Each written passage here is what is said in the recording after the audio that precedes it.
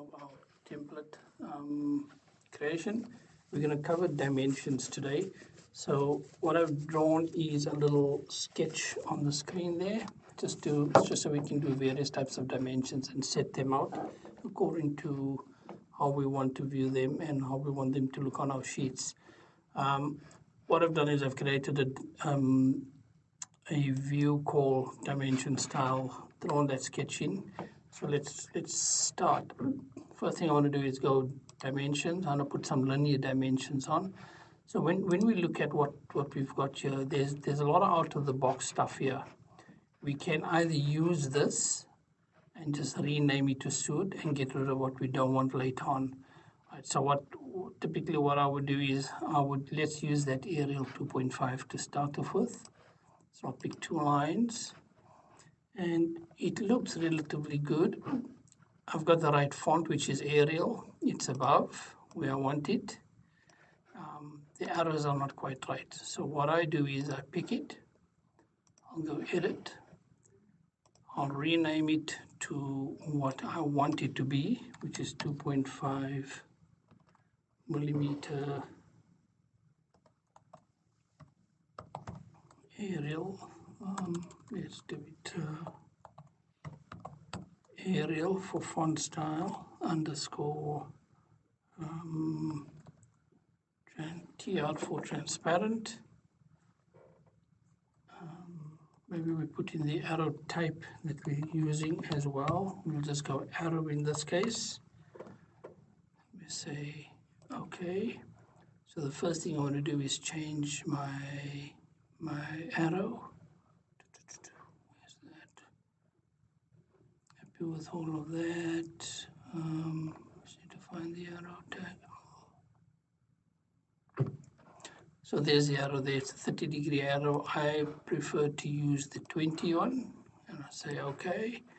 And when I say okay, you can see that that's what it looks like. So to test it, I'm just going to put some text in there, just normal 2.5 text, arrow text, and just say test, and give it a leader, just so making sure that that's a lot crisper than that. Why? I'm not too sure. So if I look at that, just look at the parameters quickly. It just says it's 2 mil and arrow for 20 degrees. That one there is arrow for 20, line weight. Maybe change that line weight to 1 as well. And okay. There we go. That's a lot more crisper. So now I'm quite happy with that. The other thing I needed to do was just change it from opaque to transparent. And okay. Right, so we've got our first line dimension style there. If I wanted an opaque one, which sometimes you want to do, I'll just create another one. Pick it. Go edit, duplicate, and then just change it to OP for opaque, okay, and then just change the transparent down the bottom here in the text style for opaque and go okay. They look the same until you draw a line through them.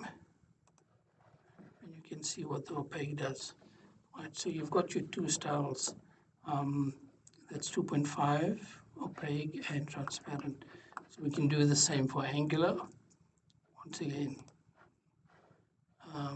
dimension, angular, pick an angle. The arrows and things look a bit different. Pick it, go edit, rename it. 2.5 Arial underscore arrow underscore TR for transparent again. Once again, make sure we change that to 20. change that to 1, which is your printing thickness, your line weight, and change that to transparent. Cool, so that looks good. And once again, you can do the same thing to make an opaque. Just duplicate that one, change it to OP, say OK, and then just change transparent to opaque. OK. Now you'll see if I draw a line through there, that one is cool. So I've got two angular ones. I can do the same for radius and diameter. Go to dimension, go radius or diameter, pick a diameter, pick it, go edit type, rename 2.5 aerial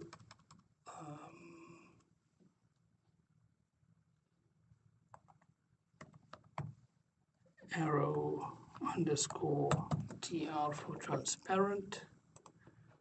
Okay, transparent,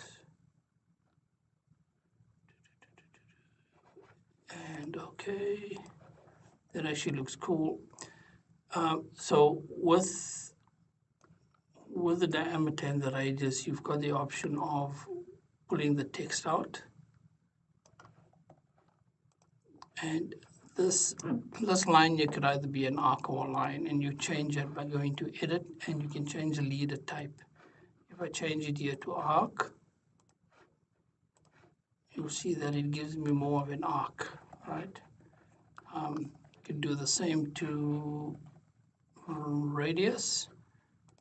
Once again, go radial, bang that there, choose that, go edit. Okay, is what I've done previous, so I can just rename this one aerial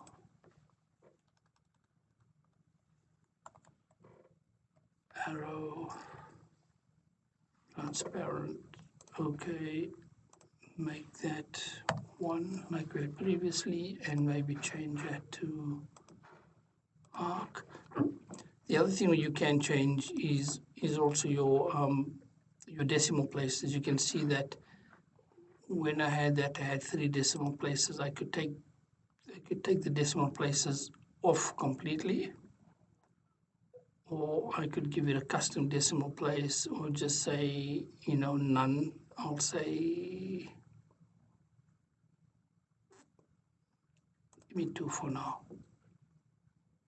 And we could actually put the millimeters in there if needed, and you can suppress the trailing zeros, right? So actually we can leave it 3 and suppress the trailing zeros. It should just give me a normal 40 mil, and the same with that, you can pull that out if you really wanted to, right? Something like that. So that gives us all the types. Same with these, you can make an opaque one if you really want, but now that you've got your dimension styles that you want, and you've called it what you want, you can in fact go and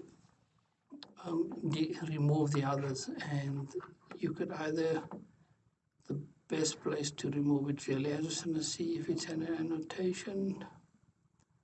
No, you can't. So the only way to really remove this is to go to purge unused, go check none, otherwise you'll purge everything that's not being used at the moment.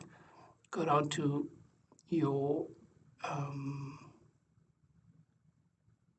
where was that annotation? Dimension style, linear dimension styles. And you can now just pick all of these that you don't need.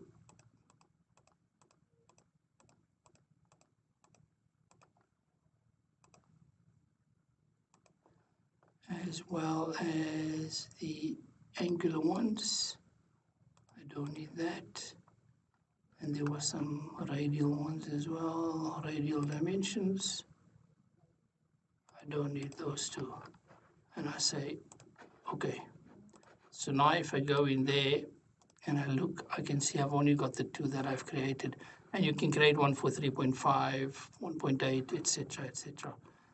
So that gives us an overview of how to create dimension styles according to the way you want to see them, the way you want to name them, so that anything else now that you want to dimension, if you go to dimension, you can choose your style and dimension it that way. Cool. Thanks for watching. Subscribe and comment if you need to, and see you on the next one.